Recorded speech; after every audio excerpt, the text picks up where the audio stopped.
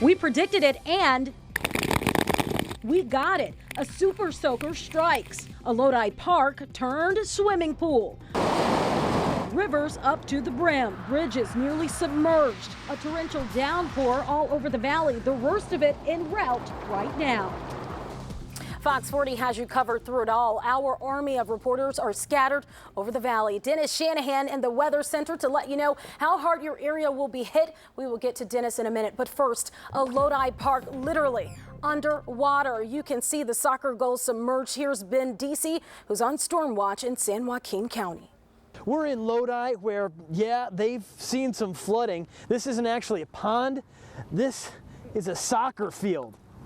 It's goalposts, mostly underwater. No one's playing any soccer here today. Folks who live in the area say, yeah, this field does flood out on occasion, but they have rarely seen the water so deep.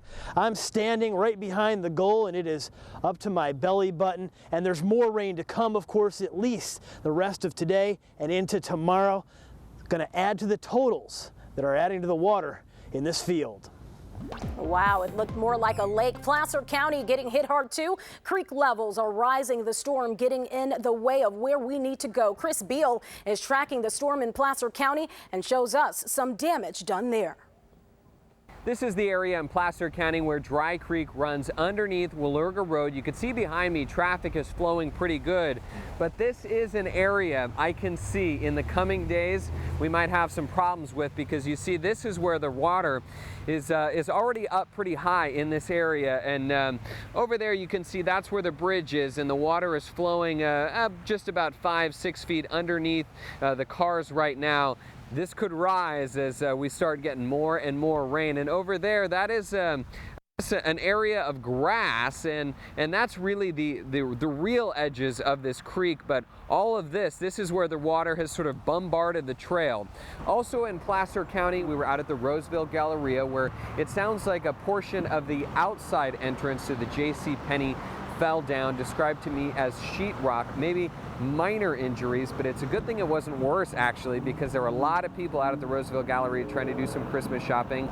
That portion of the entrance that fell down probably had something to do with the rain, because there's a lot of rain up in Placer County as well. That entrance to the JCPenney, that is going to be closed. And speaking of closures, this area, Willerga Road, probably a good chance that it is going to close in the coming days, because you can see how close this water is to hitting the road. High levels, leaks, damage, all side effects of this storm. But Dennis Shanahan, there's a bigger one rolling in soon. Yeah, you know, it's an extension of this one, but there is a bigger wave that'll be coming through in the morning. Let's take you right to the radar and show you. It is raining over a large portion of California right now. In fact, almost the entire northern third and almost the entire half, if you really want to break it up that way, getting rain right now. But you'll look out here in the Pacific and you see that it'll be fed by this system through the morning, and the heavier rain just offshore. We'll put your futurecast into motion just to take you to the morning. 6 o'clock, you can see all that yellow and orange. That indicates very heavy rain just getting into the Sacramento Valley at 6 a.m. by sunrise. It is on Sacramento, and it stretches from the Bay Area all the way up the I-80 corridor to the Nevada state line, where it continues to fall as rain, not snow.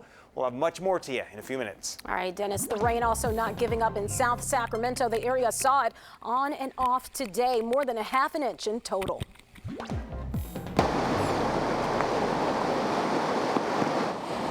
Right now, the Truckee River is a foot under flood stage, causing big concern for those living along it. Luana Munoz shows us how residents in that area are preparing for the worst.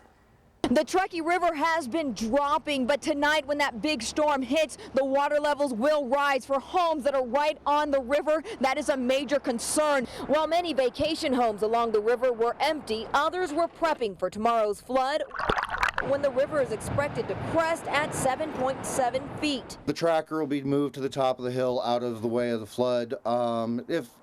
If it's bad enough, I'll take the truck up there too. Shannon Riley isn't worried about his home, which was built 4 feet above ground, but his garage is ground level, leading him to clear out his belongings and start laying sandbags. It'll be 3 to 4 high across the front of the garage doors, same thing on the back, and then just weight down tarps over the wood, and hopefully the water will go up and around it rather than underneath and taking it with it. Officials expect 20 to 30% less water than the flood of '97. 7. Still notices went out yesterday warning families to either pack up or prep. The river comes up over the banks. We're used to it. It's not the first flood we've gone through. While many are willing to weather the storm, it's getting out that may be a problem. We just have one car off the road up the top of the highway, and we have, cleared out everything that's down low and just kind of going to wait it out. Again, the Truckee River hits flood stage at 4.5 feet. It is expected to rise just below 8 feet by 10 a.m. tomorrow morning, which is considered major flood stage. And people who live in Arden Arcade are also on high alert. Storms ravaged neighborhoods back in 1996 and did a lot of damage. Tomorrow's storm could do damage anywhere. Maren Austin shows us how you can prepare. Okay, so you guys are probably all wondering why I'm standing here in the dark. Well, if the power goes out and you don't have a flashlight, this could very well be you. The priority: keeping yourself out of harm's way. Being prepared as these raindrops turn into a rainstorm. Make sure you have flashlights, extra batteries. And as those dark clouds roll in, residents in these apartments are hoping history doesn't repeat itself. My landlord has owned this property for a long time, and he said to watch out for flooding. Remember this? Fox 40 was there back in 2006. 6 years ago.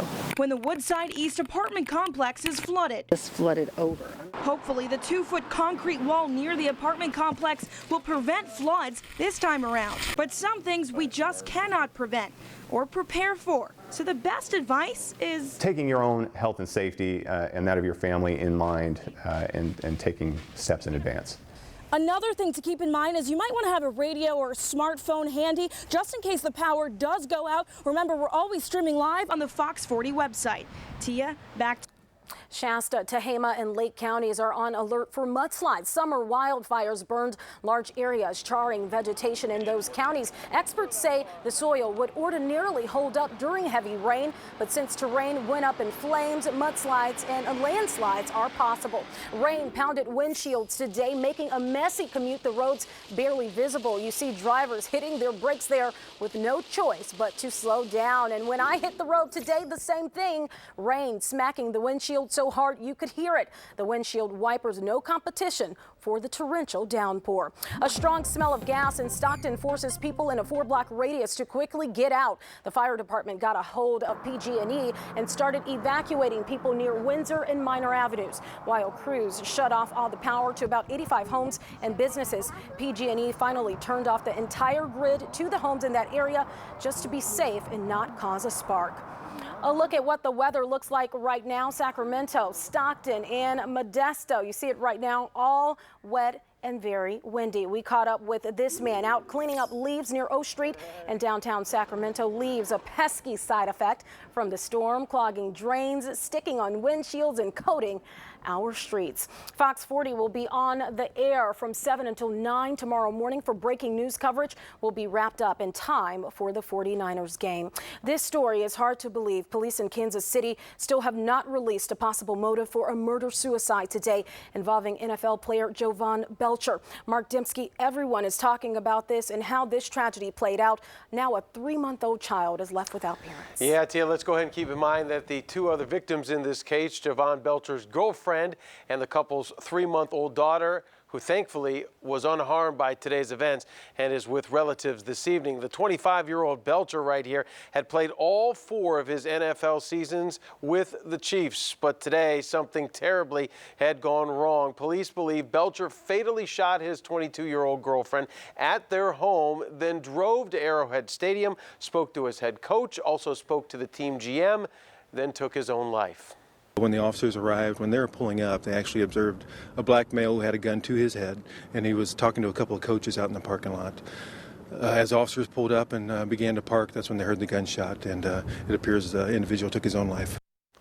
And just 20 minutes prior to his suicide, police say Belcher shot his girlfriend multiple times in their home. 22-year-old Cassandra Perkins died a short time later at the hospital. Police have only said they have reports of the two arguing before the shooting took place today. And if this story isn't hard enough to swallow, the Chiefs have a home game tomorrow against the Carolina Panthers. That game is going on as scheduled. The team said they told the league they would play the game, but I heard from a lot of NFL fans today that cannot believe the league has not stepped in already and either postponed or canceled that game. Tia? All right, thank you so much, Mark. We will have more weather and sports after the break. Stay with us.